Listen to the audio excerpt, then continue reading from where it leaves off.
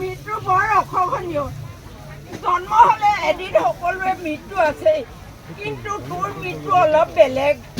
তোৰ দৰে উদাত্ত কণ্ঠৰে জাতি মাতি ভেটিৰ গান গোৱা শিল্পীজন জন্ম হ'ব বা ওলাব বুলি আশা কৰাটো অসম্ভৱ ভাই। অসমৰ ৰাইজে তোৰ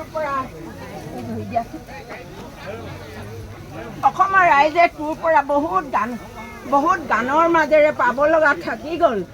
একোজন বিবেকবান মানুহেও কিজানি নোৱাৰিব তোৰ যি গানৰ সুৰ আৰু কথা। তোক যেন মৃত্যুৰ দুৱাৰ দলিৰ পৰা আজৰি লৈ আহিম যেন লাগিছিল, কিন্তু তোক যে মৃত্যুৱে হাত বাউলি দি মাতি লৈ গ'ল ভাই। নিয়তিৰ কি নিষ্ঠুৰ, ভগৱানে বাহিৰে কি কৰিব, ঈশ্বৰৰ জীৱ। গতিকে তোৰ আত্মাই সদগতি পাওক।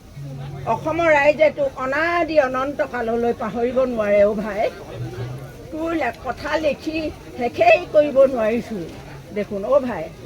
আৰু এটা কথা মনলৈ আহিছে, তোৰ গানৰ একোটা কলিয়ে মনত বৰ আঘাত দিয়ে যেন। বন্ধু পাহৰি নাযাবি দেই, সঁচাই তোক কেতিয়াও পাহৰি নাযায় ভাই। বৰ্তমান প্ৰজন্মই কি ভাবে নাজানো, অসমীয়া মাধ্যমত আমাৰ ল'ৰা নপঢ়াওঁ। কথাটো ভাবিলে জাতিটোৰ কাৰণে কিমান ভাবিবলগীয়া কথা। গতিকে তোৰ প্ৰতিটো গানেই ৰাজীৱ ফৰিয়া বুলি চিনাকি দি গলি, সেয়াই গাইছিলি। নৈয়ে হলালেও সুতি সাগৰলৈ বব, মোক এৰিলেও তোমাৰ স্মৃতি থাকি যাব। সঁচাই তোৰ স্মৃতি অসমৰ এটা উজ্জ্বল নক্ষত্ৰ হৈ জিলিকি থাকিব ভাই।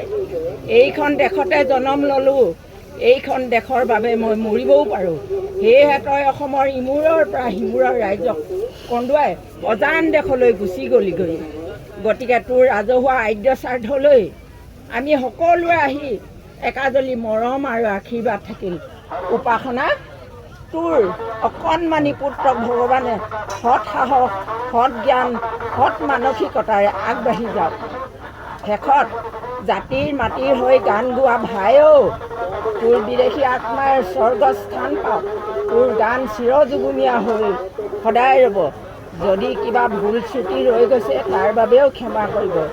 বিনীত ধন্যবাদ সহকাৰে তিনিচুকীয়া মায়ামৰা কলা কৃষ্টি সমন্বয় সমাজ হৈ।